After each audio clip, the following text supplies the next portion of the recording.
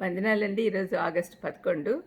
మనం దేవుని పిల్లలము అని ఇంకోసారి జ్ఞాపకం చేసుకుందాం ఈ ఉదయకాలంన. యోహాను 1:12, 13. తన్ను ఎందరు అంగీకరించరో వారికి అందరికీ, అనగా తన నామం నందు విశ్వాసం ఉంచిన వారికి దేవుని పిల్లలగుటకు ఆయన అధికారం అనుగ్రహించను.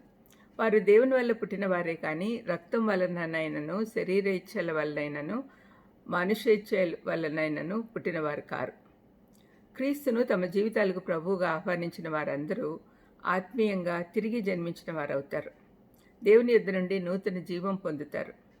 క్రీస్తునందు విశ్వాసం వల్ల వచ్చిన ఈ నూతన జన్మ మనల్ని సంపూర్ణంగా మార్చివేస్తుంది. మన వైఖరి, కోరికలు, గమ్యాలు సరిచేయబడతాయి. మామూలుగా ఈ లోకంలో శారీరకంగా పుట్టినప్పుడు ఒక కుటుంబంలో వ్యక్తులం అవుతాం. అదే 13వ వచనంలో చదువుకున్నాం.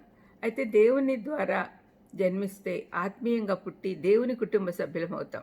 12వ వచనం అదే చెప్తుంది.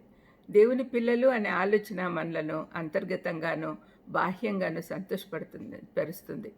ఆ ఆలోచనే మనల్ని ఉత్తేజపరుస్తుంది, ఉత్సాహపరుస్తుంది.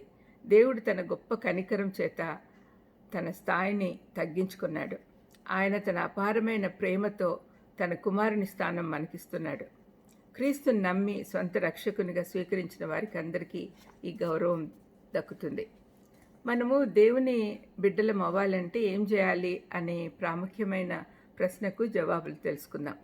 ఈ ప్రశ్నకు బైబిల్ 2 రకాల సమాధానాలు ఇస్తూ ఉంది. మొదటిగా యేసుక్రీస్తు ప్రభుపై ఉన్న వ్యక్తిగత విశ్వాసం వల్ల జరుగుతుంది. రెండవది దేవుడు మనకిచ్చే నూతన జన్మ ద్వారా కలుగుతుంది. ఈ జవాబులలో మొదటి భాగము యోహాను 12లో చెప్పబడి ఉంది. మనం కుమారుడైన దేవుని స్వీకరించినప్పుడు ఆయన మన జీవితాల పట్ల తీర్పు తీర్చే అవకాశం ఇస్తున్నాం.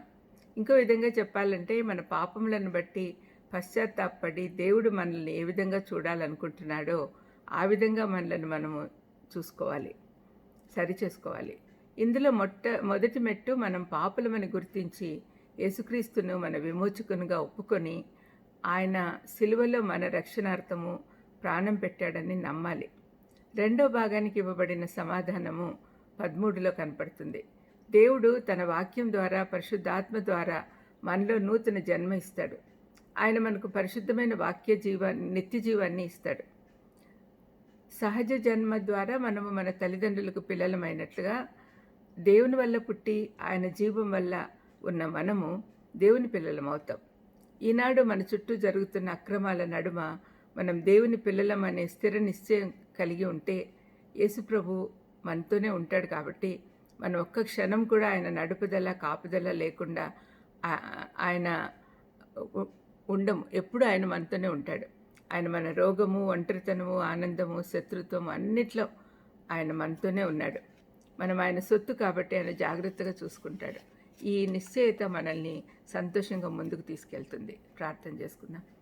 దయమేడా మరొక మారు మేము మీ పిల్లలము అనే సంగతి జ్ఞాపకం చేసినందుకు మీకు స్తోత్రం నాయనా. దానికి అర్హతలు సంపాదించుకునే భాగ్యం దయచేయండి. మీ ఎదుట సమాజంలో, సంఘంలో మీ బిడ్డలంగా బతికేదానికి సహాయం చేయమని యేసుక్రీస్తు నామమున వేడుకొంచున్నాను తండ్రి. ఆమేన్. God bless you.